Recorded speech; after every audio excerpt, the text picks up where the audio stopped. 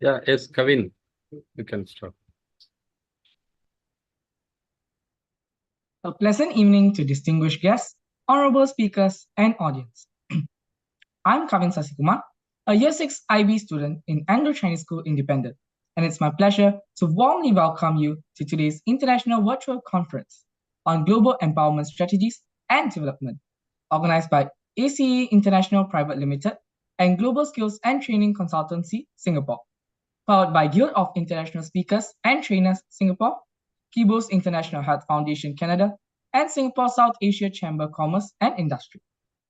ACE International Private Limited, Singapore, Aspiring Community for Excellence, was registered as a company in Singapore in Jan 2018, holding the vision of offering professional consultancy services in learning and development, career development, technology transfer segments. ACE International Private Limited also establishes its business network in science and technology areas. Moreover, they are passionate to conduct capability building and professional development programs, workshops, and trainings in emerging technologies, entrepreneurship, and leadership skills for institutions, industries, and companies. The mission of ACE International Private Limited Singapore wishes to cover smart leadership, entrepreneurial excellence, digital transformation, challenges and opportunities in smart nation ecosystem, emotional intelligence, teamwork efficiency, communication effectiveness, wellness and well-being lifestyle, detoxification workshops, and many more. They also entail highly profile and talented speakers who can empower the community of learners, definitely enrich and transform their knowledge, skills, and attitude. Developing specialized skill sets within an organization is mandatory in the current era. To help bolster, they provide special modules of targeted training developed by well-known trainers and researchers from the USA, Canada, England, France, Germany, India, and a few more. Many of these modules are bespoke and can be customized to the organization, its needs, its challenges, thus drawing examples from similar challenges in other or same industry or between industries globally. The modules can be crafted with evaluations or quizzes to evaluate an employee learning, which can be later recorded by HR for appraisals. The entrepreneurial growth of ACE International in Singapore is looking for potential groups or individuals who can join venture with them to formulate the strategies in conducting workshops, seminars, events, trainings, and coach either locally or globally. Moving on to Global Skills and Training Consultancy Singapore, GSTC, Empowering Lives and the World.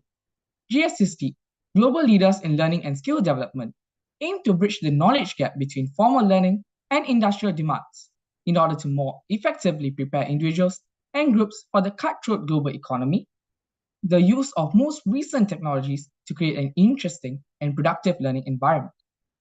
The vision of GSTC is to bridge the gap between business needs and educational programs in order to empower, facilitate, and establish a framework of continuous learning and development. Our goal is to raise the standard and competence of the global workforce by providing all learners with the resources they need to excel in the industry of their choice. The mission of GSTC is to offer training and development programs that are of the highest caliber, easily accessible, cost-effective, and tailored to the dynamic requirements of both individuals and organizations. Next up, Guild of International Speakers and Trainers. Registered as a society in Singapore on July 2018, it serves better for the people and community in our society to excel and empower well. It holds the vision of connecting Singapore and the world with a network of distinguished speakers and professional trainers across various disciplines in order to build human empowerment capabilities and strategies towards excellence.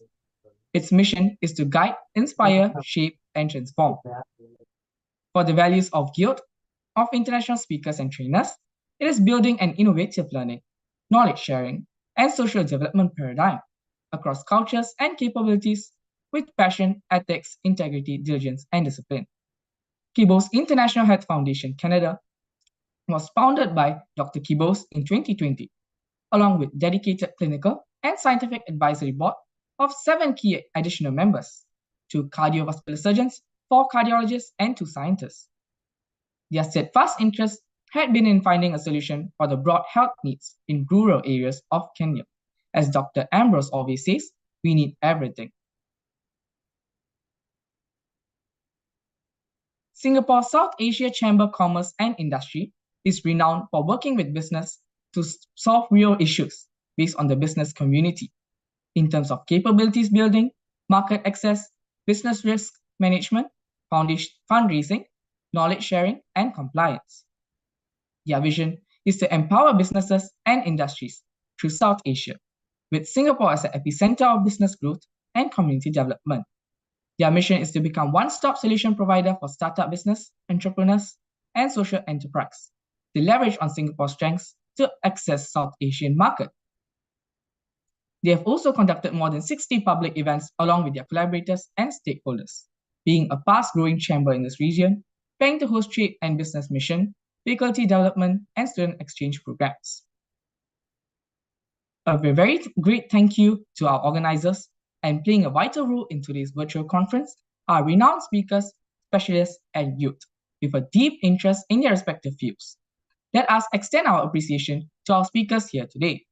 Dr. Shaikh Shamsar Ali, ex-Indian Naval Artificer, Energy Conservation Auditor, and Consultant Training India. Dr. Chinnu Palanivelu, Managing Partner, Stamford Assurance PAC, and the Chairman of Singapore South Asia Chamber Commerce and Industry. Dr. B. Ramanathan, Founder and Managing Director of ACE International Private Limited and President, Guild of International Speakers and Trainers, and Vice Chairperson, Singapore South Asia Chamber of Commerce and Industry. Followed by Ms. Aroke Sebastian Christabel Grace, Year 6 Youth Speaker from Anglo-Chinese School Independent. Our first speaker here today with us is Dr. Shaikh Shamsar Ali, ex-Indian Naval Artificer, Energy Conservation Auditor, and Consultant Training, India. Dr. Shaikh Shamsar Ali is an ex-Indian Naval Artificer having 40 years of hands-on experience in energy conservation, project management, operations and maintenance, sales and marketing, manufacturing and profit center operations. He has worked in India, in the UK, and the Middle East in the marine, oil and gas utilities, and heavy fabrication sector. Dr. Ali is a BEE certified energy auditor and energy manager, PMI USA certified project manager, and professional engineer from the UK chapter. He has a PhD in energy management from the University of Petroleum and Energy Studies at Derudan. He has worked with 3 energy servicing companies for over 13 years in India and abroad. He is presently a freelance energy conservation consultant, and he grooms professionals both in technical and soft skills development. Let us now invite Dr. Shaikh Shamsar Ali, who would share his expertise on zero energy conservation strategies and implementations. Dr. Shaikh Shamsar Ali, please. Thank you, Kevin. Thank you for a wonderful introduction of the purpose of today's meeting and my introduction, of course. Thank you.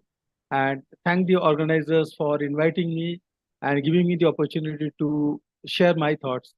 Good afternoon and good evening to every one of you, wherever you are in India or Southeast Asia or any part of the globe.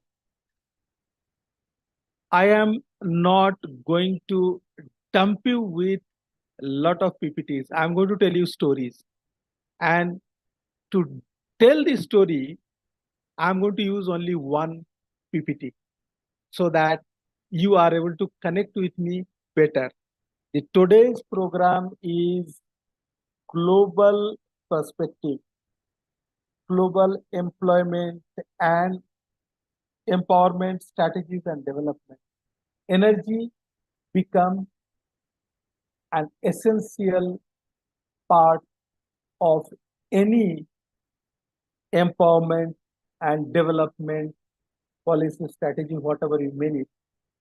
You don't have energy, you cannot do anything. So energy is an important part.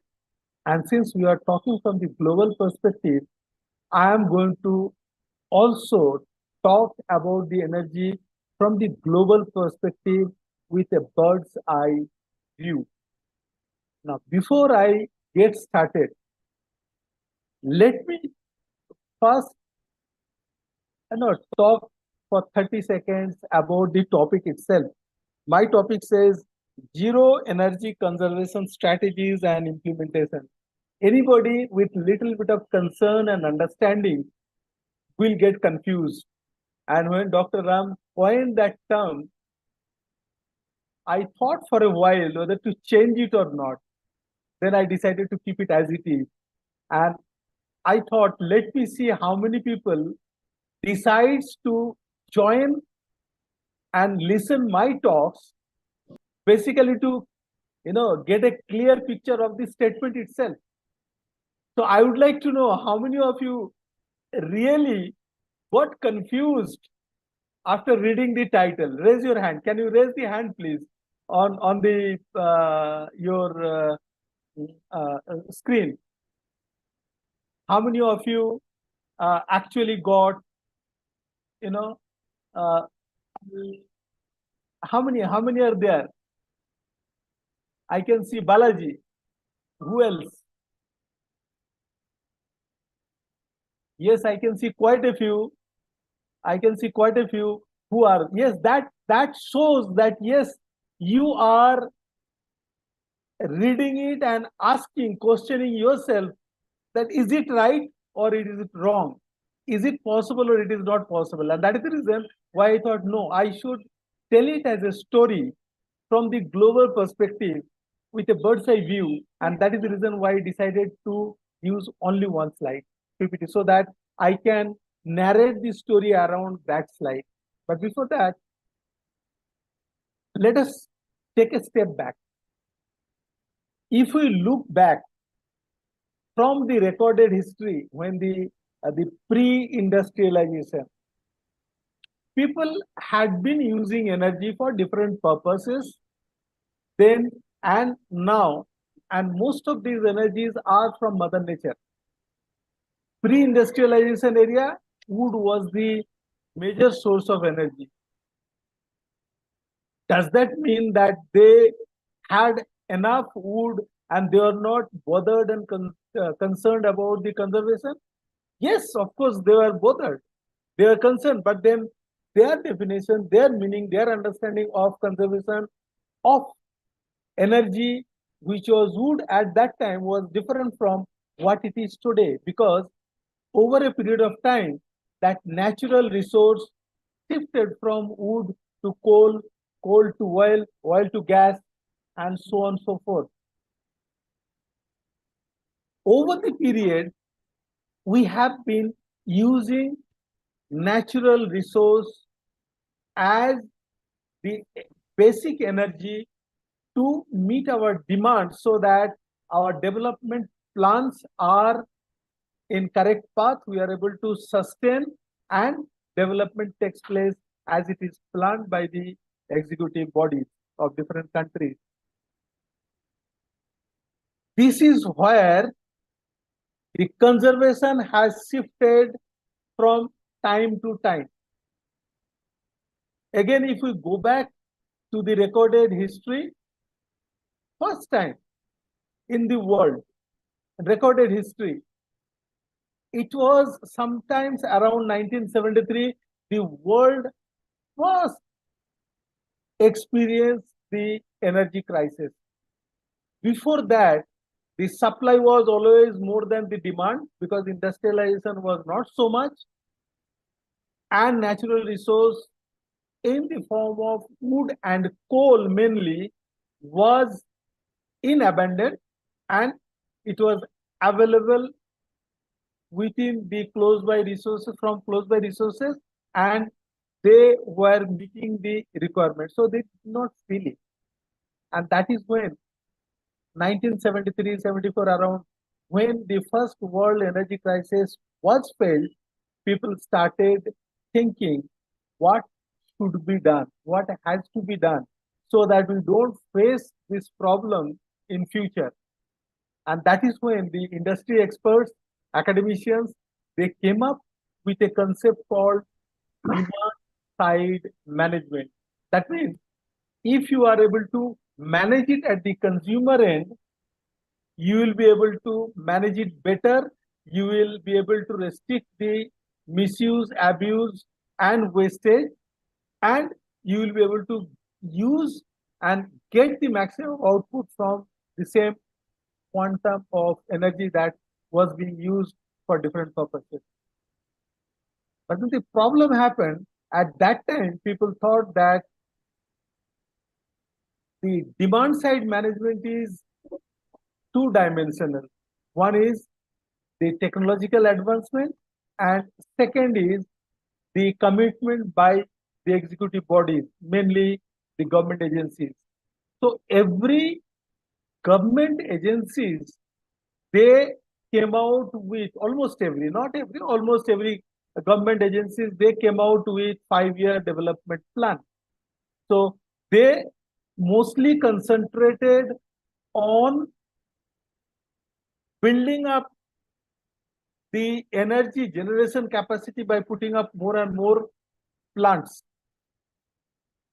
So to bridge the gap, they kept on increasing the generation capacity, and on the other hand, technology was improved significantly to increase and enhance the efficacy of the system so that output can be maximized. So what happened? It became a catch-20 situation. And the result was they ended up using natural resource, which is in the form of fossil fuel, mainly coal and oil, in excess, because most of that demand, due to increased energy production capacity, it accelerated, and it accelerated somewhere around 1955, 1960 across the globe, whether it is developed country or underdeveloped country. Everywhere, industrialization was picking up and the fossil fuel usage was ramping up. And that is where the game changing started happening. The effects were cascading. One thing was leading to another problem, and another problem was leading to another problem. And today we are talking about global warming, CO2 emission, fossil fuel, and so on and so forth. And this is where I would like to share the PPT so that you will be able to connect with me better. Just give me a minute so that I can share with you the PPT.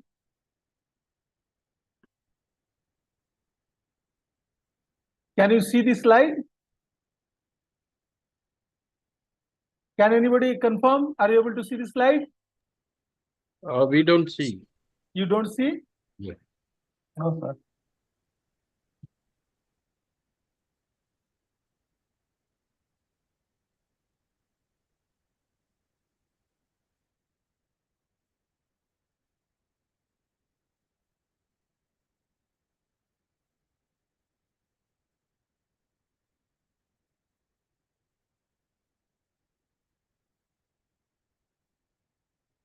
Are you able to see now? Yes, sir, we are able to see. You can Yes, we can. see the slide? Yeah, we can see. Are you able to see the full screen? Yes. Yes. sir. You are able to see. I can see. It has got 3 pictures, left hand side 2 and right hand side 1. Are you with me? Can somebody Yes. Yeah, we are. now left hand side, both the pictures are the same. Only difference is the top one is talking about fossil fuel and non-fossil fuel, and the bottom one is the breakup of that fossil fuel and non-fossil fuel. Now it is plotted somewhere from 1820 to about 2090, about this century, end of this century. Now, if you see both the slides, initial consumptions were non-fossil fuel, and this non-fossil fuel were mostly wood or biomass related. And then slowly coal came into play. Coal was being used, and then subsequently gas, oil and natural gas came into play. And if you see, somewhere around 1955, 1960, that is when both the pictures are depicting the world scenario, because I'm talking from the global perspective. And if you see, from 1955-60, it is increasing in a very rapid pace, because industrialization and the development is happening all over. And if you see the bottom one, you will see the most of this demand is made by coal, oil, and gas. The bottom graph, bottom three is the coal, oil, and gas. We are somewhere in the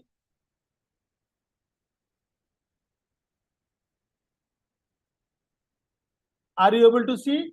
We are somewhere here, nearing the peak in both the pictures. We are somewhere here, nearing the peak. That means what is happening? The demand is growing and it will continue to grow in the same trajectory. But what is going to happen? Your fossil fuel supply will diminish and non-fossil fuel will not be able to catch up. And this is very clearly visible here. If you see, the major share is taken by coal, oil, and gas, and your biomass and solar and all that. The way it is supposed to pick up, it is not picking up, because this is diminishing and it will exhaust in another 100 years or so. But the alternative energy, which is identified as of now, solar, wind, biomass, that has not picked up where it is supposed to pick up. By this time, this non-fossil fuel should have been somewhere in this region if you have to cover it up and replace it in 100 years' time. It doesn't look like. The researchers feel that maybe 100 years from now, people will be debating whether to go for nuclear power to meet the energy demand. Because the reality is, people will say that we have got green hydrogen. Green hydrogen is still in its embryo. It is not even in childhood. It takes time. Solar has taken more than 25, 30 years to become commercially viable for generation. So green hydro will also take around 25, 30, 35 years to come to that stage where commercial viability will happen. And that is when people started again thinking, what has gone wrong when they coined the term demand side management in 1974, 75. The realization came in somewhere around 2007, 2008, that the demand side management is actually not two-dimensional, it is three-dimensional. And that third dimension is the human behavior. Today, research shows that human behavior also influences the amount of energy to be utilized or used for doing the same job. Two different individuals doing the same job, giving the same output, will consume two different quantities of energy. It is a fact. That is what is being proven today. There are a lot of debates, a lot of studies going on, and this is being supported by international ESCOs, and their finding, their suggestion is that no matter how technically efficient a facility may be, how proactive the management may be, still every organization will have anything up to 5% energy conservation opportunity by some kind of corrective administrative actions which are mostly related to human behavior. That is what I would like to talk very briefly now, because it is free of cost. You and I, we all can do so many things on daily basis which will not cost us any money, but will help us to save lot of energy. And if we are able to do that, anything up to 3 to 5% is a huge quantity when you are talking about a country. And this is where I would like to focus on the right side historical graph. If you see right side historical graph, it is, they have plotted, it is few years old, they have plotted it around 2012. We are somewhere at 223, 24 at this stage. But then the plotting, what was done at that time and today's reality are the same. There is hardly any deviation. And this is what I was telling you in these pictures, in these graphs. Nuclear is almost going steady. Renewable should have been here. Renewable still not catching up. Your coal, oil, natural gas, it should be coming down. It is not coming down. It continues to go up. That means we are trying to utilize in order to maintain the generation capacity by using the fossil fuel, mainly coal, oil, and natural gas. And what will happen? Maybe another 50, 60, maximum 100 years, as per the research studies, these three will get exhausted. You will not have any, which is showing here in this graph. Then you have left with only renewables and nuclear. And if renewable does not pick it up, then they have shown only up to 2040, but the picture is very, very gloomy beyond 2040. By then, what is going to happen?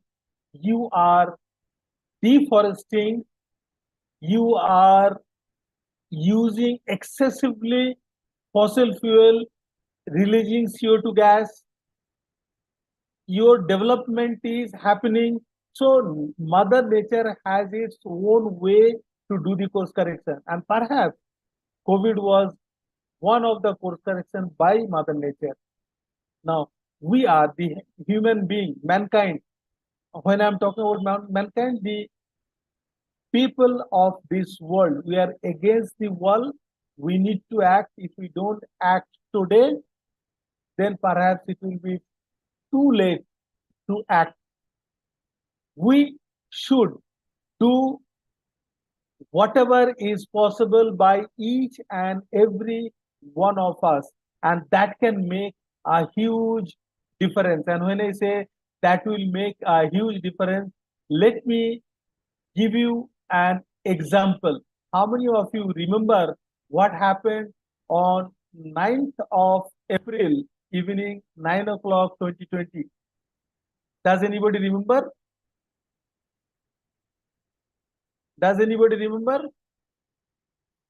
That is the day Prime Minister of India, he gave a call for switching off the light of Indian homes for only 9 minutes. The event, total event lasted for only 20 minutes.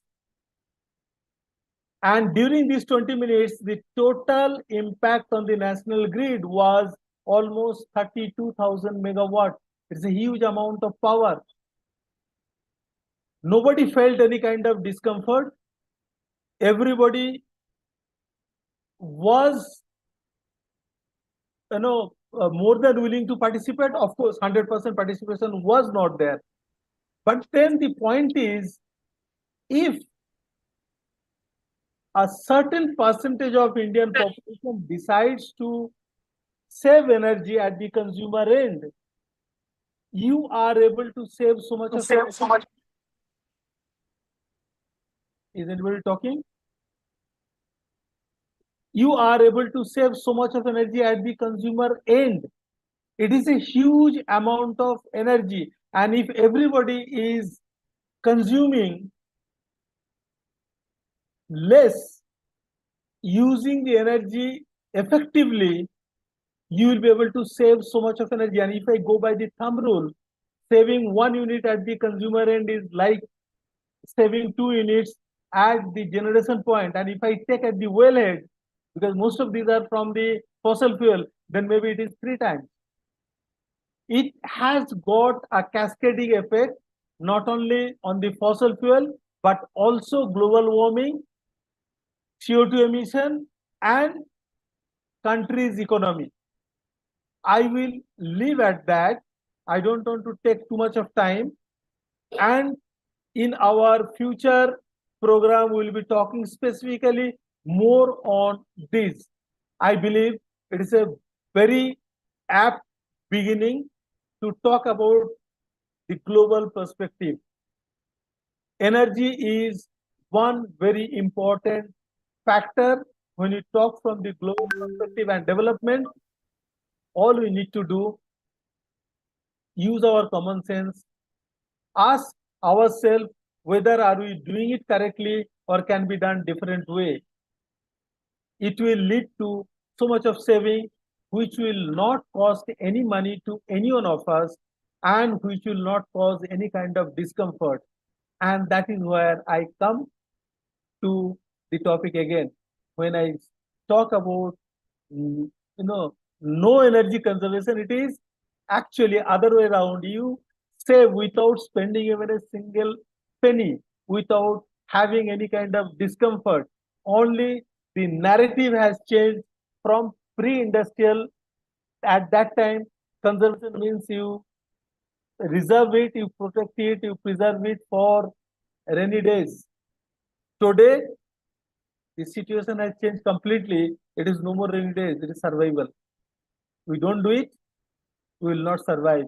You will have Mercedes in your garage, you will not have power to run, whether it is battery driven or oil driven. I will leave at that, think about it, and let us talk more on that. Thank you very much for giving me the opportunity. And if anybody has got any question, please raise it right now, because I'll have to leave. And that is the reason I requested if I can talk before. Thank you. Yes, please, Dr. Ram. Thank you, sir.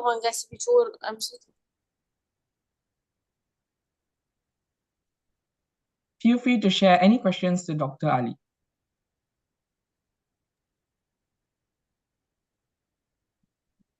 Dr. Ali, I would like to ask one question. Yes, please. Yeah, how the futuristic vision for the sustainable energy source, because the government also implementing a lot of ideas for solar energy, tidal energy, and windmill energy.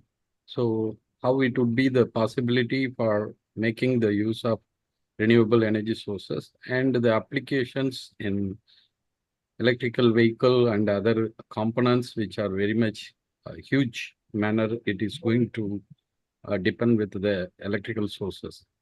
Is it possible, and making the alternate from the fossil fuel or other sources, conventional things? Thank you, Dr. Ram.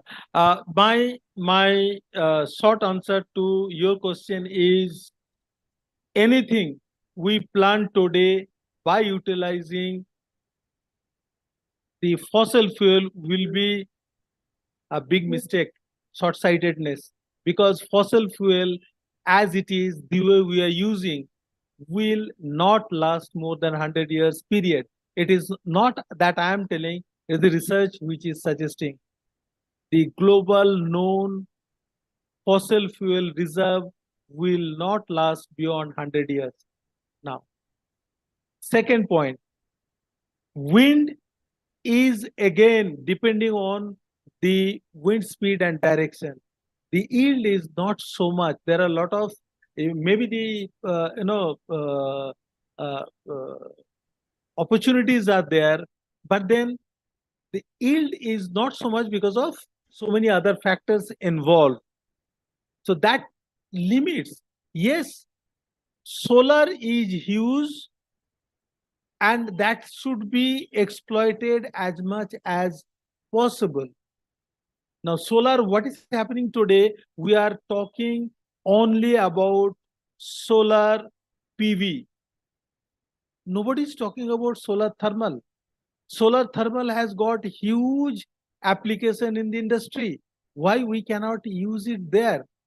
And solar has become commercially viable today. Yes, government should come out with more and more kind of policies and guidelines where people will be encouraged to utilize solar in a more effective and useful manner. Let me give you an example. Let us say somebody is constructing a house today. He will have, if not spare ground area, his terraces roof is always available.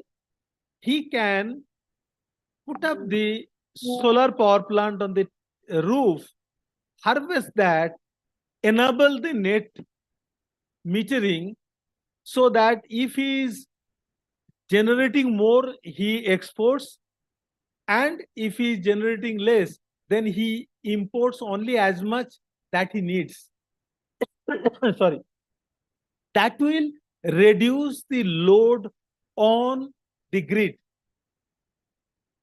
The decentralization, which normally in technical terms we call the mini grid, microgrid, it is the need of the hour. The residential complexes, industrial areas, they should utilize the available space, whatever they have got, be it on the rooftop or in the open area or the parking space, they should utilize it as much as possible. Probably it will. These are small things, but then the saying is very true. A drop might, be insignificant in the ocean, but then many drops, if it is accumulated, it can make certain amount of difference and impact, and that is what is required. Once you do that, it will start having a cascading effect. By seeing you, your neighbor will do. By seeing your neighbor, somebody else will do. Society will change. The energy usage behavior will change among the people. Now, coming to your last point about the solar vehicle. Now, if you are charging the battery by generating energy by using fossil fuel, then it is back to square one. If you are using the energy generated by fossil fuel to your solar vehicle manufacturing plant, you are back to square one. If you say it is solar battery operated electrical, then it should be A to Z, everything non-fossil fuel based. Yes, then it makes sense, because this battery disposition is also another big problem which are yet to be faced by the people. I hope I addressed your questions. Thank you. Yeah. Thank you. Kabin Devraj, you wanted to ask the question, right? Yes, sir. Thank you very much. By the way, thank you very much, Dr. Ali, for the talk. It was very insightful, and I learned a lot about energy management and consumption during the talk. But I have a question. Dr. Ali, you presented a graph in your PPT which showed that nuclear energy remained like relatively stagnant.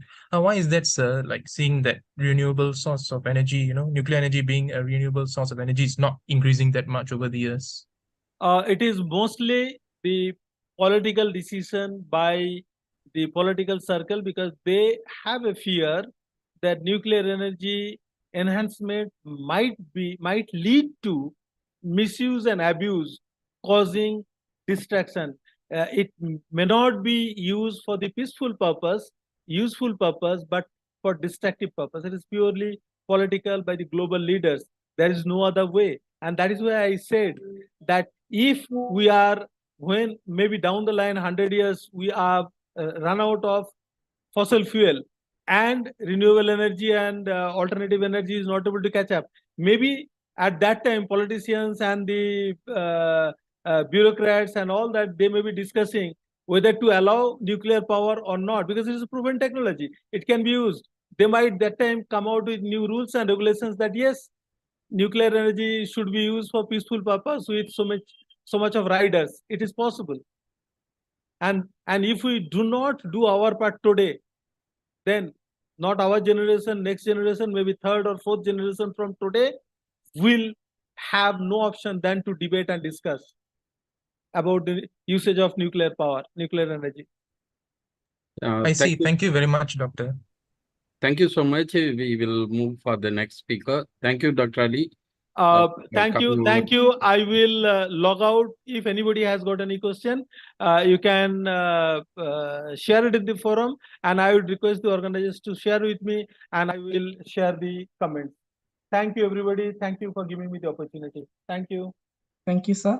Let us give a round of applause to Dr. Ali for his insightful sharing and engaging speech, enlightening us the importance of global energy conservation and possible strategies and implementations. As he has enforced, everyone has a part to play, be it minor or major, and minor drops make up the sea. Thank you for your thoughtful sharing, sir. Our second speaker for today will be Dr. Chinnu Palanivellu. Dr. Chinnu Palanivellu is a chartered accountant by training, auditor, and is currently the managing partner of Stanford Assurance PAC, the chairman of Singapore South Asia Chamber of Commerce and Industry, and adjunct teaching faculty of James Cook University.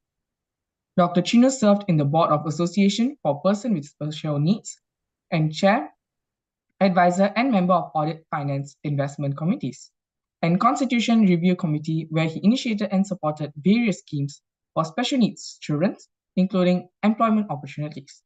He served as the audit member of the Singapore Disability Sports Council, SDSC. Thereafter, he requested to take up appointment at Singapore National Paralympic Council. Dr. Chinnu also served the board of SMPC, treasurer and chair of Finance Committee, and member of Audit Committee.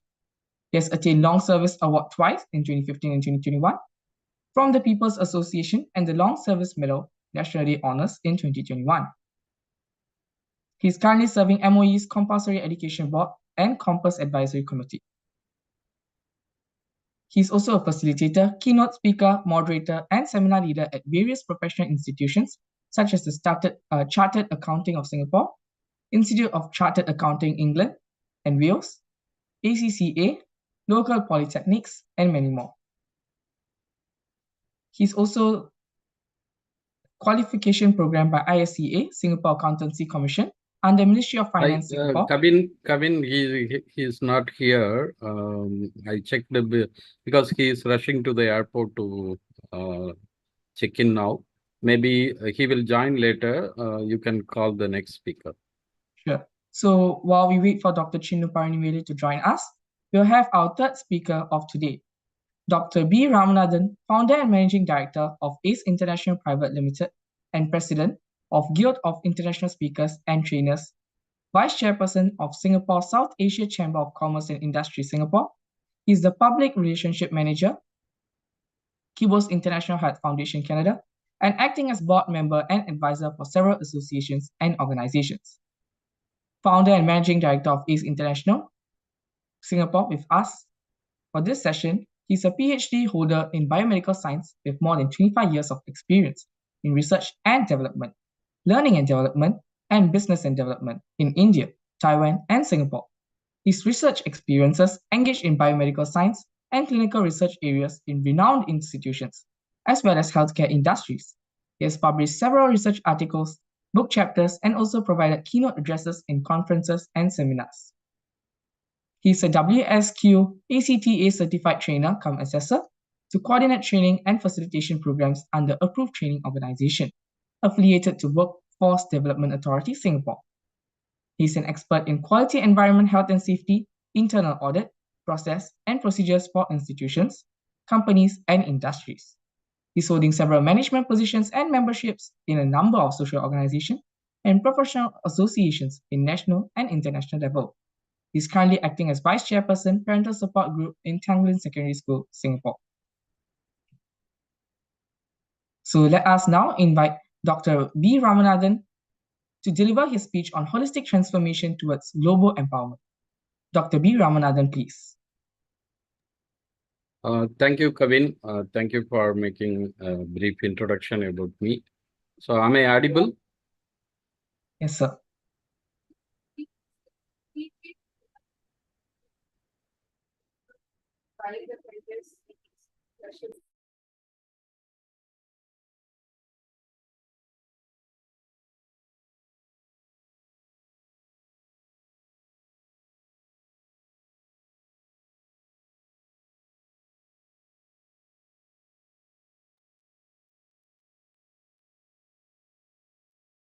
Good evening, all. Today we have this international virtual conference on global transformation. With the ability of different kind of science and technology as well as social awareness, we have to keep in mind how to make the holistic transformation towards global empowerment. It is the mysterious question. There are so many ways the government and private sectors, they are willing to answer for this. But still, we have to work very hard how to make it possible, how to transform the livelihood as well as the global empowerment strategies to be aligned together. So can you visualize the slides?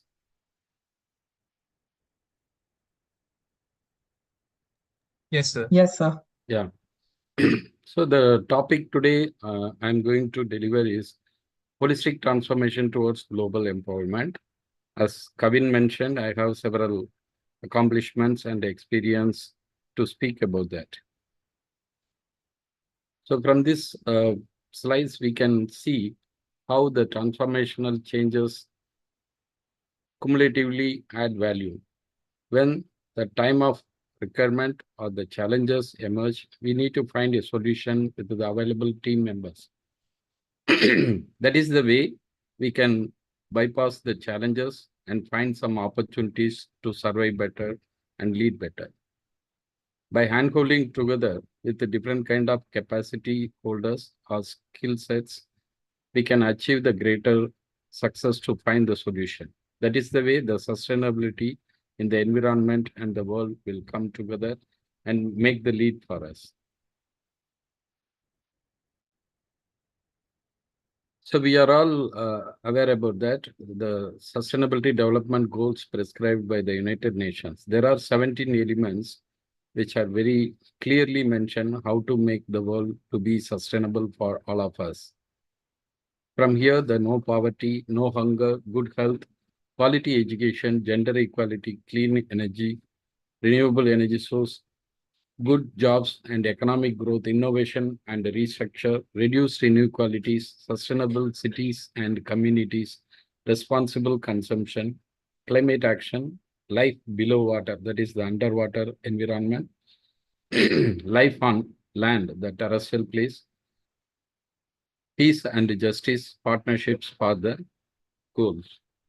So this way we have to find how we empower the global community and the people. Sustainability is the priority because outer circle from here we could see the natural environment which comprises the atmosphere, terrestrial ecosystems and marine ecosystems. And the inner circle enabling the conditions to live and lead better. Social capital, customary practices, access to the markets and credit base, business training and linkages, governance and governing bodies. So these are all the valuable things we must need to find it out. The dimension of empowerment, either economic values, social values, or environmental issues, psychological performance or psychological conditions, cultural values, political systems. So we must need to find it out. How do we engage and encourage the communities to think and prosper well with these aspects? Climate action and implementation plan. So every country now, it is the time to endorse the climate action implementation plan, collectively put together. Zero energy, just Dr. Ali gave the talk, and zero water campus or zero waste campus or net zero water campus, carbon emission to be controlled, biodiverse campus. All these things are enabling the new environment for us, which is more sustainable and successful for us. Teaching and learning towards the sustainability developments are very, very important. So through the education only, we can bring the transformation. That is the value added things for the current education system. Peace, a new existence. Peace is the common criteria. Many people, they are expecting how to make these kind of status. There are 7 dimensions of the individual which are ensuring either physical nature, the stress release or relaxation or energy rejuvenation, emotions, healing your feelings or bad experiences, empowering yourself, keeping the well-being status, mental ability about the relief from the trauma or discontentment, positivity.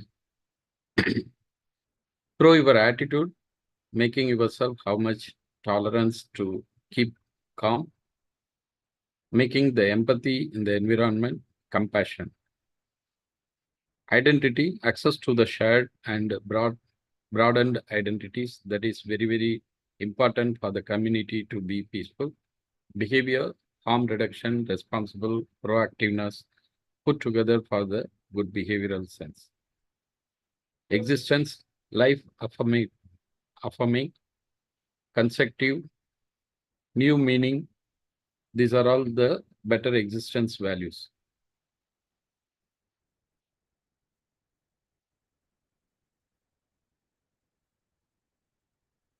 There are communities to be formed which are very much focused for empowering the people and engaging the community to sustain in the empowered environment.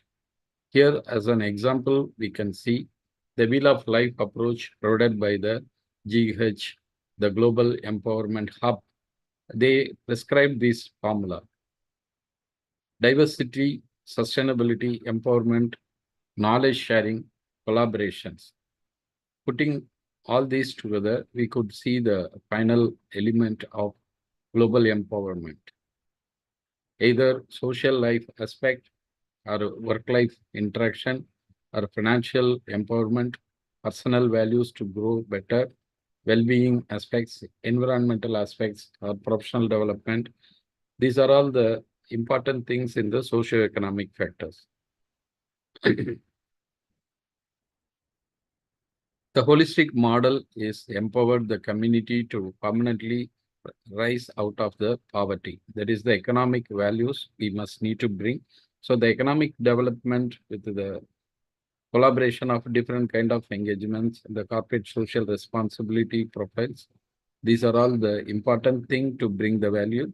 Sustainable health system, the holistic approach towards the health and wellness or well-being status to achieve. Water and sanitation for the infrastructure. That is also very important because these are all the values bring the wealth of health.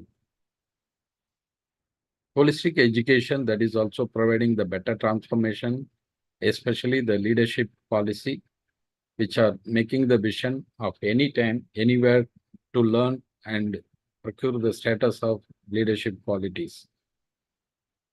Strategic planning for the organization to build the capacity to sustain, quality assurance, partnerships for the employability, teacher and leader capacity. These are all very important to design the technology and making the efficiency for the betterment. 21st century pedagogy also bringing the value through the curriculum, inclusion and accessibility of the performing values, personalized learning behaviors or learning community to form. Community of learning also very important, lifelong learning to provide the support for the capacity to upscale and upgrade. Transformation in the future of work and gender equality bring the big initiative. That is the way the United Nations Development Program providing the solutions, especially country level innovation and prototypes to make and prosper well. Policy oriented solutions. These are all very, very important in the multicultural or multinational environment. Private sectors bringing the workplace solutions, because now many places are getting modernized, because including with the new generation technologies, institute industry partnerships, industrial IoT sensors, and analytical tools, machine learning, artificial intelligence, and so on. So we must need to think how to procure all these sources to our environment, whether it is developed countries or developing countries. It is very important to think and procure. A holistic approach to transformation and innovation. There are customer-centric values are rolling the big thing.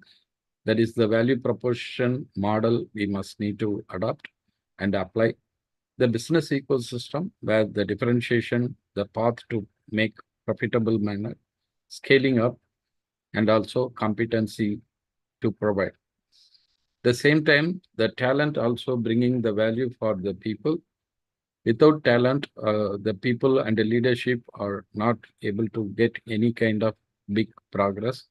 So what kind of motivations and the passion the people and leaders must need to bring? These are all the values to provide the talent to procure the added value in the environment. Enablers who are building the capabilities for the people, either system oriented or the ecosystem to prepare the stakeholders to incorporate the infotech kind of opportunity to bring the value in the ecosystem.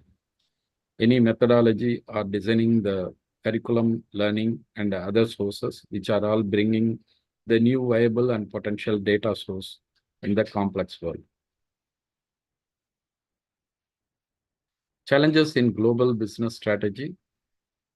Here, nearly 5 elements we are focusing. The cultural differences, as I already mentioned, there are a lot of differences available, especially the ethnic and cultural variability. Peers in the global competition, that is also important to consider. Regulatory hurdles, the compliance and regulation, time to time, the government and other regulatory bodies are postulated, either local, regional, and global manner. Geopolitical uncertainties because of the natural calamities or any other disasters, or the time to time, the things are getting changed in the political environment, like wartime and other things. So we must need to consider the varying consumer behaviors are getting changed, because now the new generation kids, they are having different kind of attitude to prepare themselves to buy the things or selling the things. So it is the time to think how to make the change which is available for each and everyone, feeling comfortable to plug and play. There are other elements we have to think how much it is possible for us. Especially the digital environment is transforming the business, which are bringing the value for the people and making the conditions to remove all the barriers in the business ecosystem. How the technology empowers the small scale industries, the small medium enterprises. Here we can see the 5 elements. Access to the global markets, either even the local company also. Now they are positioning to the global platform like accelerator platform, aggregator platform, or any other social media connectivity. Cost-effective marketings, that is the omni-channel kind of capacity. There are people who are using different kind of social platforms to encourage well, streamlined operations and increased the efficiency, enhanced communication and collaborative partners, data-driven decision making.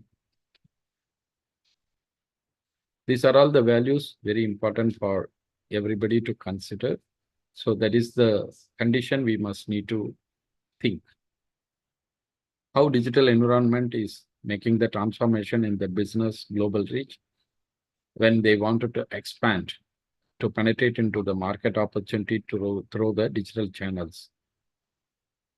Here again, the 5 elements are important. Accessing a worldwide audience, because the conditions of worldwide audience may not see So we must need to think how to market in the different strategical plan or something, the equipments or tools which are user friendly for them. Breaking down the barriers, removing all the barriers and hurdles to reach out to the customer. Targeted marketing plan, that is also very big issue. That's why there are a lot of platforms in the global side. They are bringing the value for the people. Now the ChatGPT and other artificial intelligence sources also bringing more competitive things, the content marketing and other things, even video marketing, cost-effective advertisements. Number of users are getting increased in the online manner. So the cost effectiveness also the part of competitiveness to bring the value. Seamless e-commerce integration, as I already mentioned, the aggregator platform, accelerator platform, or online channels which are bringing more value for the people. The need for entrepreneurial empowerment. Now, many people, they don't want to go for 9 to 6 routine job. They wanted to behave like a freelancer, either solopreneurs, or they are willing to start a firm collectively to engage the business activity. The entrepreneurship may boost the economic growth for the individual as well as the country manner. Why should we focus on women and young people? The women offer unique solution and the prospects. Women-led business address real-world issues. Young entrepreneurs also adapt quickly and learn and implement the strategies. Both groups may be the big resource for us in near future. The societal transformation also making the big leap for the coming years. The ripple effect, the empowered women and youth in the society, inevitable. That's why today also the next speaker will speak about the youth empowerment. So through her, we will learn how much the youngsters are enthusiastic to learn and explore well. Importance of the employee empowerment. The quality of work conditions are getting changed. The different age group like new generation, millennials and non-millennial group, the conditions of working environments are getting changed. Employee satisfaction, there are a lot of KPI standards or the quality assessment about the performance values are emerged. So that is the way the quality employee will fulfill with all the KPI standards and retain the position and getting some kind of improvement in the categories. Growth of collaboration, that is very important. Team building or team collaboration or team enabler. These are all the values as of now very much important. Different kind of stakeholders are also involved, and we must need to think how to make all these people bring the better value for the organizational standards and the competency skills to prove the next level of winning strategies. Increasing the productivity, ultimately it is also going to align together with the profit to analyze and accommodate. So how do we engage all these factors to empower and reduce the expenses in the organization? That is the important consideration. Tool for women empowerment. Next month, we are having the International Women Day on March 8. But it is the time for us to think what are the tools very important for the women empowerment. Microfinancing for the women empowerment. Best practices and strategies to formulate how to use the microfinance for the women empowerment. Benefits of the microfinance for the women to establish a firm or engaging some kind of activities through that. Success stories of the microfinance and the women empowerment. Example of the success women in the entrepreneurial or employment category. That would be the attractive things. Challenges of microfinance for the women. These are all the elements we must need to focus. The head, hands, and heart of the transformation. This is the value through the head activity, envisioning for the future and focusing on the big rocks, that is the hurdles to remove.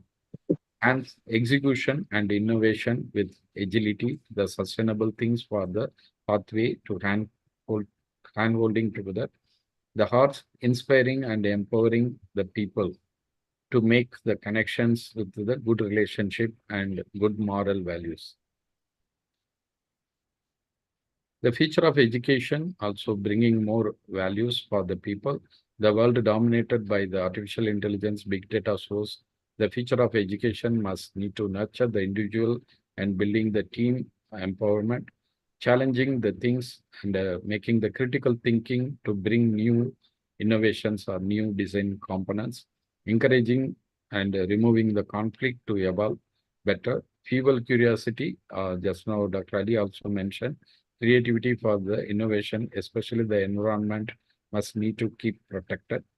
Be grounded on the ethics. Ethics also very important among the people to make use of the environment, not to get divergence and diversity, but also inclusivity in the society. Transformative education. This is the time for us to think for the sustainable development goals target for the 4.7. Good education, that quality education. There are many ways the curricular learning pattern, extracurricular aspects are bringing the values through the institute industry partnership. That is the way the transformative education is bringing more suitable learning curriculum as well as establishing the problem-based kind of learning.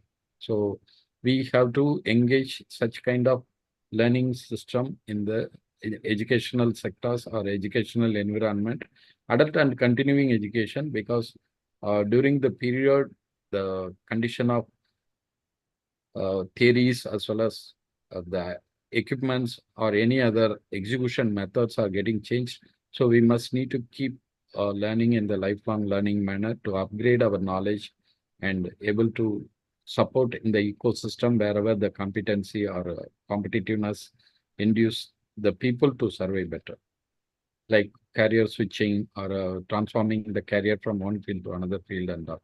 So the sustainable academic development focus for the three main factors: the education, where the knowledge dissemination bringing the value, and it is incubating to learn for the people through the training or apprenticeship or cultural values or ethical conditions to fix in the mindset. Research bringing the technology development, bringing the new value of knowledge creation. Entrepreneurship, the wealth generation through the knowledge exploitation by the way of investing the money and establishing the industry partnership.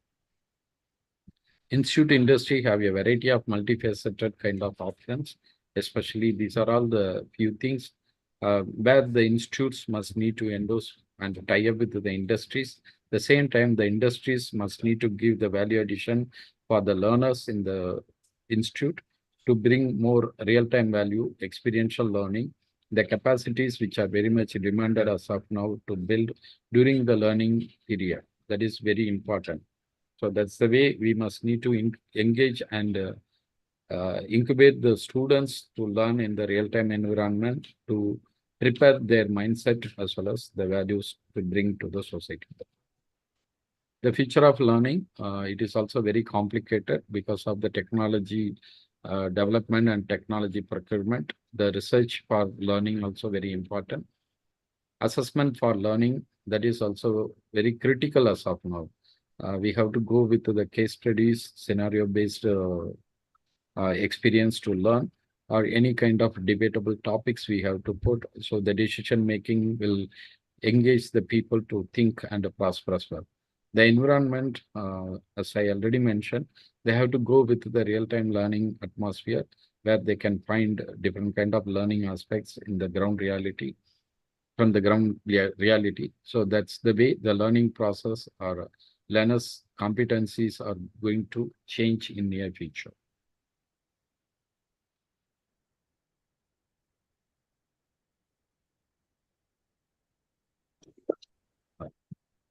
So how to build the entrepreneurial university? Because of the institute industry partnership only, we have to bring the value from the institute to the industry, the same time from the industry to the institute. That is the value directed and provided by World Economic Forum, how to build an entrepreneurial university to align together through the knowledge exchange and performance value kind of activities. That is also going to build the socio-economic factor in the society.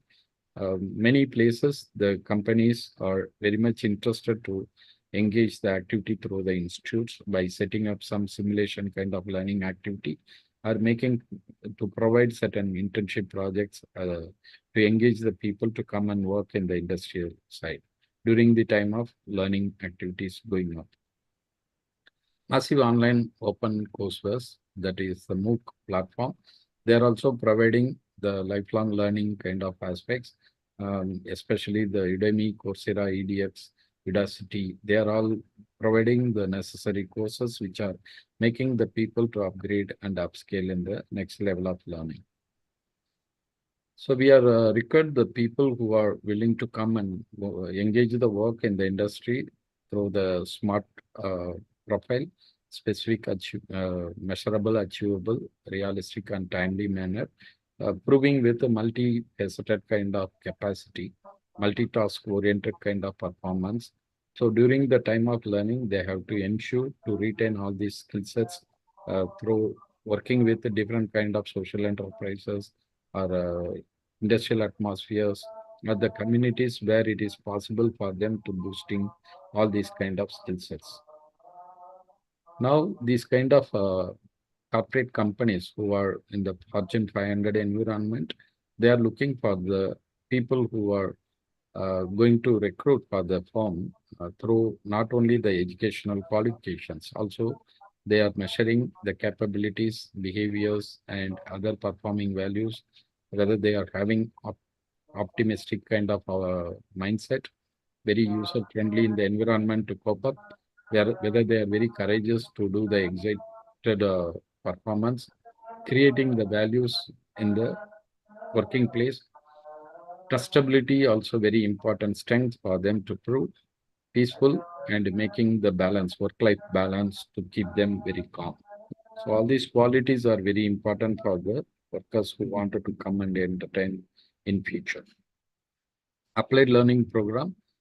These are all the values to learn some new generation technology through research innovation, lead optimization, contract research, data analytics, big data source, IoT, or any robotics, automation, 3D printing, WS, workplace safety, health, occupational hygiene, branding and security, value proposition, food and beverage sector, or any crime detection and reduction kind of things.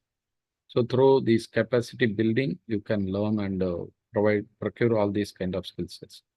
Global immersion, making you to transform the values, especially this template will explain T for technical or technology sources, E for executing powers, M for managerial capacity, P for professional values, L for leadership qualities, A for authority or authenticity, T for thinker, E for the excellence. So this will guide you how to bring more value for your performances. STEM education in the school now, along with the extracurricular activities through the sports education or cultural activities, the STEM education also important for the government to think and prosper well. Applied learning program will bring the new generation technology to engage and ensure for the students level, science and technology, engineering, mathematics kind of a learning pattern. Educational exchange program, visiting the institute to industries or industries to institute level. These are exchanging values are from developed countries to developing countries or developing countries to developed countries. These are all the environment will bring the learning pattern for the students. Global immersion program in Singapore. Many people are interested. If any of you wanted to engage, please let us know. International education now making the new environment for the learners, giving more visibility, building the strong relationship in the cross-country borders, bringing the value of trustworthiness. Lot of network is engaged, so they are getting more network in the environment, giving the global empowerment for the people who are learning in the international education syllabus. The global connection, because it is giving lot of activities, lot of working atmospheres in the cross-country border. That is the value they will retain when they are getting exposed to the international educational patterns. empower yourself to empower the society. So we must need to have the sufficient knowledge, having the collaborative minds, and making the exploration in the local, regional, and global manner, giving the values through the human and humanity kind of aspects. That is the value, inspiring the leadership, bringing the behaviors which are very much important for the people to showcase for the whole world. Thank you so much for your patience to listen to my talk. If any questions, I will answer, or later we can go and discuss in the detailed manner. Over to Kavin. Thank you so much, Dr. Ram. So let us now give a round of virtual applause to Dr. Ramanathan for delivering an insightful speech on holistic transformation towards global empowerment with respect to dimensions of empowerment, highlighting the need for education being used as a tool to influence self-empowerment in this upcoming digital and technology era. Thank you, sir. Are there any questions that anyone would like to raise to Dr. Ram?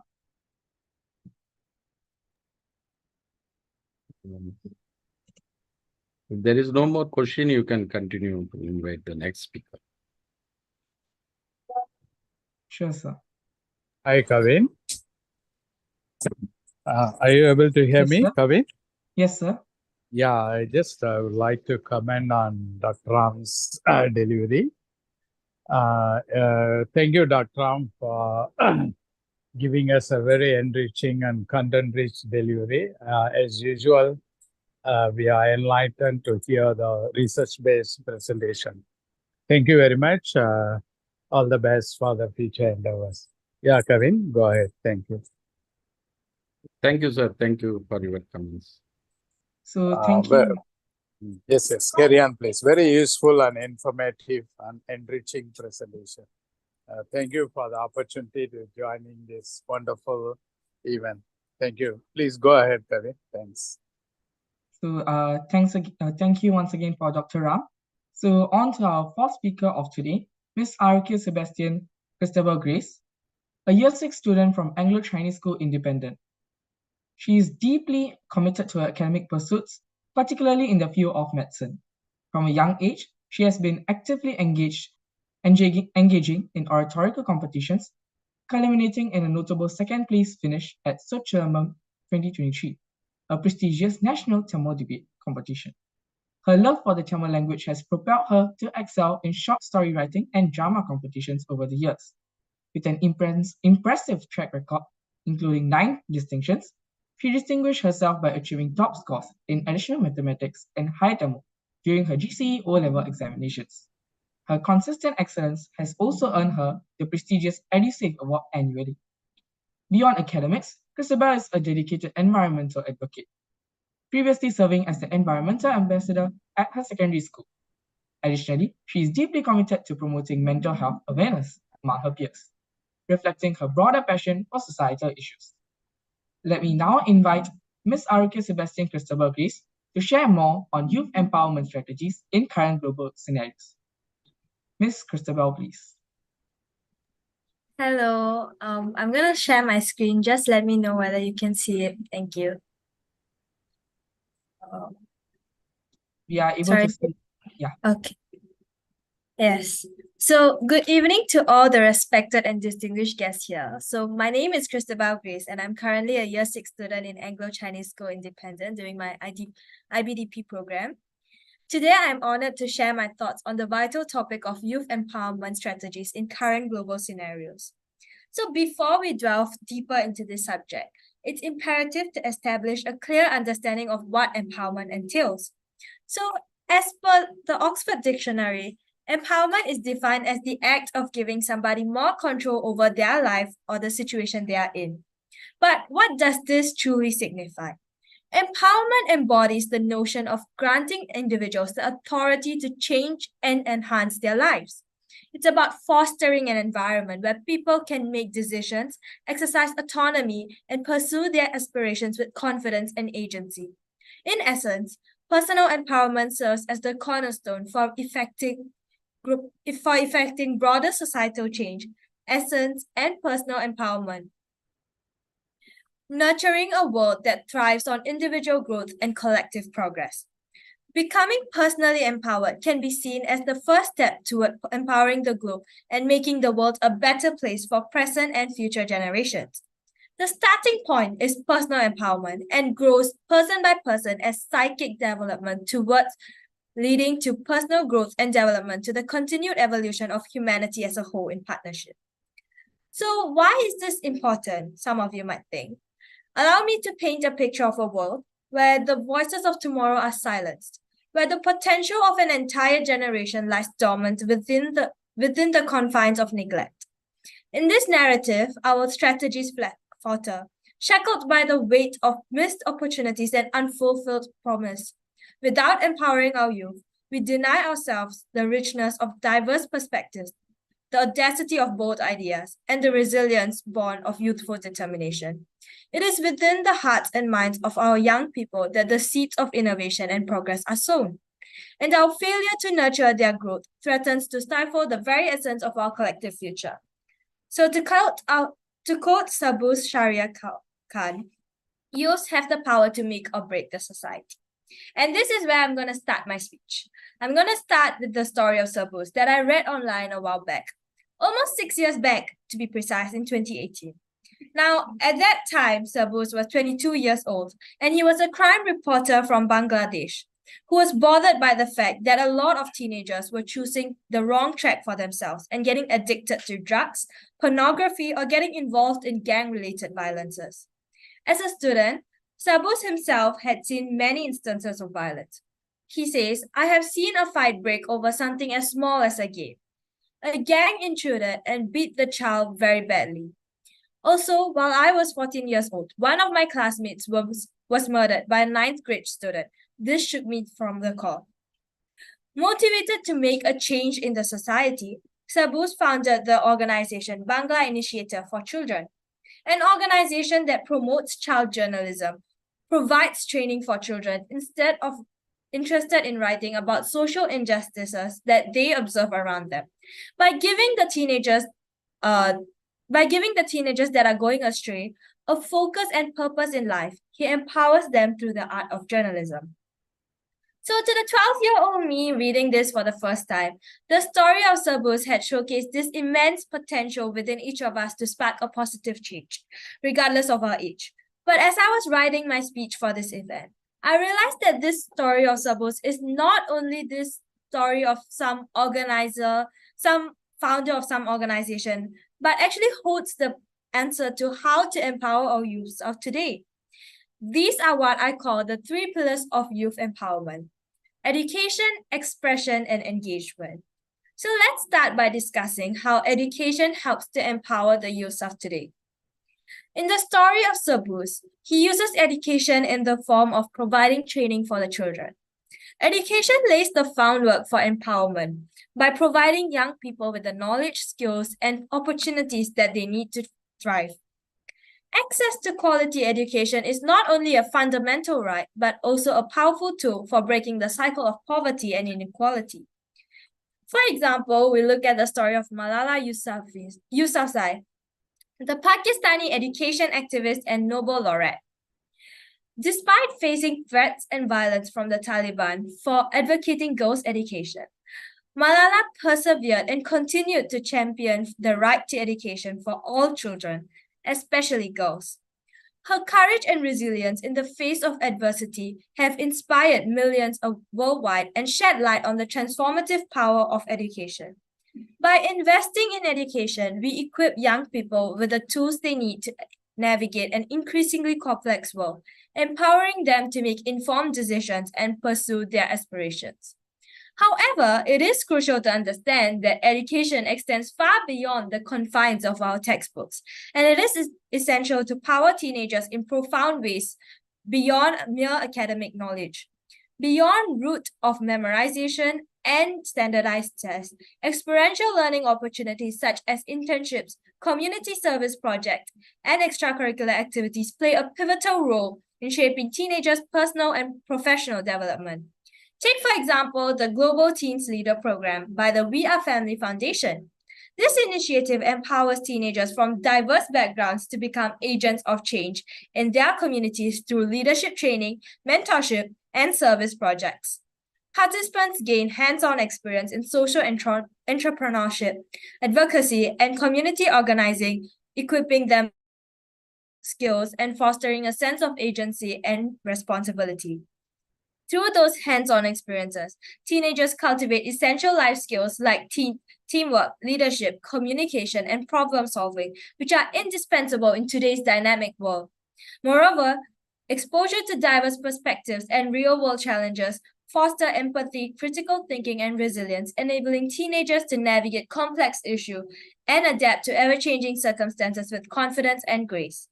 By embracing education beyond textbooks, teenagers not only acquire a deeper understanding of themselves and the world around them, but also emerge as empowered individuals ready to contribute meaningfully to the society.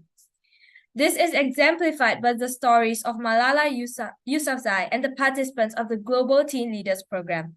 Education serves as a catalyst for personal growth, societal change, and collective empowerment, paving the way for a brighter future for generations to come. The second E stands for expression, and this can be vividly seen in the story of Sabus, who provides a platform for children to express their opinions through the form of journalism. Expression empowers today's youth by providing them with avenues to voice their perspectives, passions, and concerns. One notable real-world example of youth utilizing expression to drive a positive change is the case of Greta Thunberg.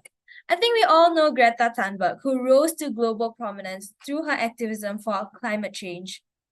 Starting with her solo school strike for the climate outside the Swedish parliament, using social platforms such as Twitter and Instagram, Greta amplified her message, calling for urgent action to address the climate crisis.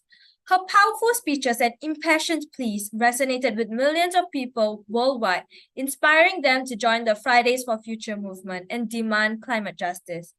Social media platforms have indeed emerged as powerful tools for young people to express themselves and engage in meaningful dialogue with a global audience. Platforms like Instagram, TikTok, Twitter, and YouTube provide youth with accessible and far-reaching channels to share their creativity, opinions, and experiences instantly. For example, young climate activists use hashtags like #ClimateAction and #Fridays for Future to connect with like-minded individuals, mobilize support for environmental causes, and hold leaders accountable for their actions. Adults and mentors also play a crucial role in supporting youth expression by creating safe and inclusive spaces for dialogue. Let's take, for instance, the work of organizations like Youth Activism Project, which empower young people to advocate for social and political change in their responsible social media use, helping youth navigate the online platforms while promoting digital literacy and critical thinking skills. By fostering a culture of respect, empathy, and open communication, both online and offline, we can empower youth to express themselves authentically and contribute positively to the digital discourse. And finally, we have engagement. Engagement stands as a cornerstone in the empowerment of today's youth, offering them opportunities to actively participate in their communities and shape their own futures. Through volunteer works, community service projects, and civic engagement initiatives, young people develop valuable leadership skills, empathy, and a sense of social responsibility. In the context of the ongoing Israel-Palestine conflict, youth engagement plays a crucial role in advocating for peace, justice, and reconciliation. Despite the challenges and complexities of the conflict, young people on both sides are actively involved in grassroots initiatives aimed at fostering understanding and promoting dialogue.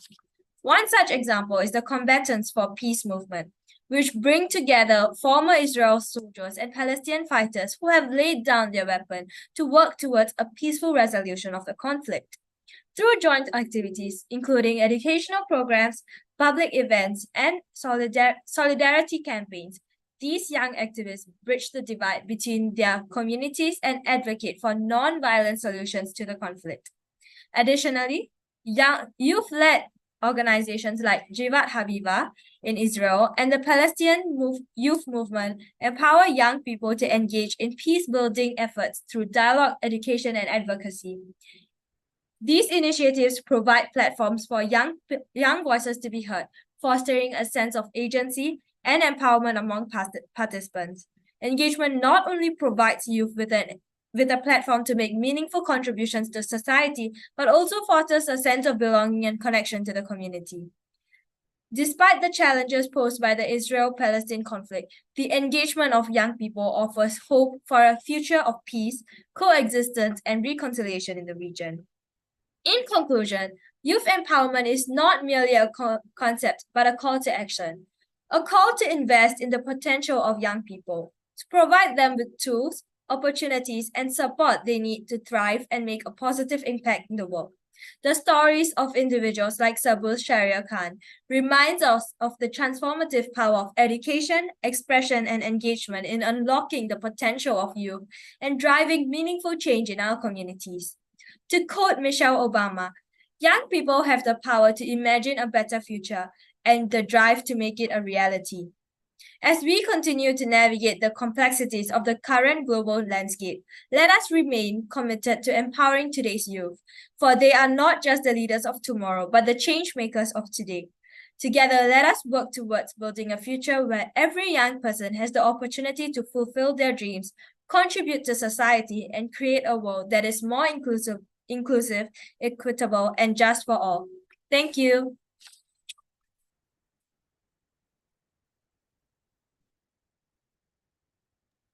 Thank you, Ms. Christabel. Would anyone like to pose questions for her speech? Kevin, it's me again. Sure, sir. Thank God for these three blessed young, the three blessed youths. Sorry, I'm outside in the city. Is the background noise coming or anything? No. Okay, that's great. Very enriching, entertaining, and even very broad-minded presentation, Kesta. Thank you very much. And thanks goes to Kavin Sasikumar also for the wonderful presentation of the MC, the emceeing things. And the Kavin Devaraj also, I have seen him. All these three young people, may God bless you with all your future endeavors. You will definitely have a significant role and the place in the world arena. Thank you. All the best. Thank you, Mr. Thank you, Sharif. Asriar. Any other questions for Ms. Christabel? Yeah, actually now the youngsters are very much compressed with the studies, and there is no time at all in the home atmosphere as well as learning atmosphere and society. How is making yourself to be comfortable and putting more efforts to go with the holistic way of approach to enrich your capabilities, because it is all the learning part from the surroundings. But everybody has the 24 hours. How do you allocate? How do you overcome? It should not make any kind of deviation or excuses. So it is very important for you to balance among the tasks which are getting from the surrounding for you.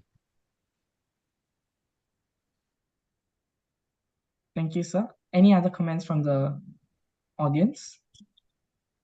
I think I have a question to Krista Kavin. Sure, sir. Yes, sir. Despite the crisis in the world, and especially countries like Israel, Palestine, and all that, what would be the future opportunities for the youngsters to show their talents, without any hindrances and all that? You mean to come full force to serve the human community? Do you think is it possible? See, what is the situation now as an I think- youngster? Yeah, please go ahead. I think that opportunities provided by the school help to help the youth to realize their passion for things Mhm. that they are concerned about. So like examples would be like in my secondary school, I was given the chance to be an environmental ambassador. So that helped me develop a passion for like develop a passion for issues related to the environment, about climate change, and like helped me to get to know more about it. And this helped me to come out of my shell and advocate for causes like that. So adding on, opportunities provided by school like internships, job shadowing, these all help to build various skills in the youth, empowering them and helping them to become better leaders for tomorrow. Great. How to attract more youths, more youngsters towards to the global community, a service-minded person to do their part. Let's say, for environment, only few youths for servicing a significant numbers only. Is there any way to increase, to make it as a common practice for everyone?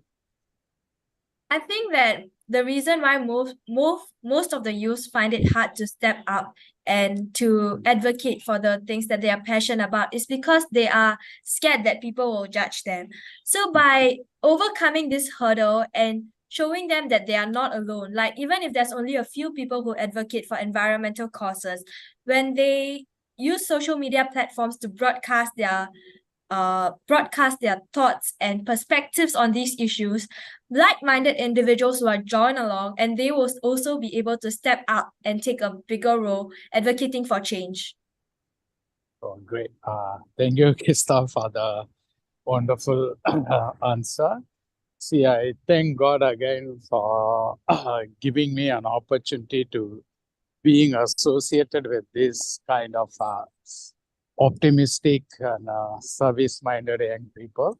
Once again, the three youngsters who are here, God bless you and all the best for your endeavors. Thank you very much. Thank you, sir. Thank you, sir, and thank you for the audience. So today's virtual conference was very insightful in an overall aspect. Thank you to ACE International Private Limited and Global Skills Training Consultancy Singapore. And thanks to Guild of International Speakers and Trainers Singapore, Kibos International Health Foundation Canada, and Singapore South Asia Chamber of Commerce and Industry for their immense efforts into bringing this event together and connecting all of us in discussing about global empowerment, which is one of the key topics of discussion in the upcoming era, be it in terms of natural resources, self-empowerment, or youth empowerment. So thank you once again for this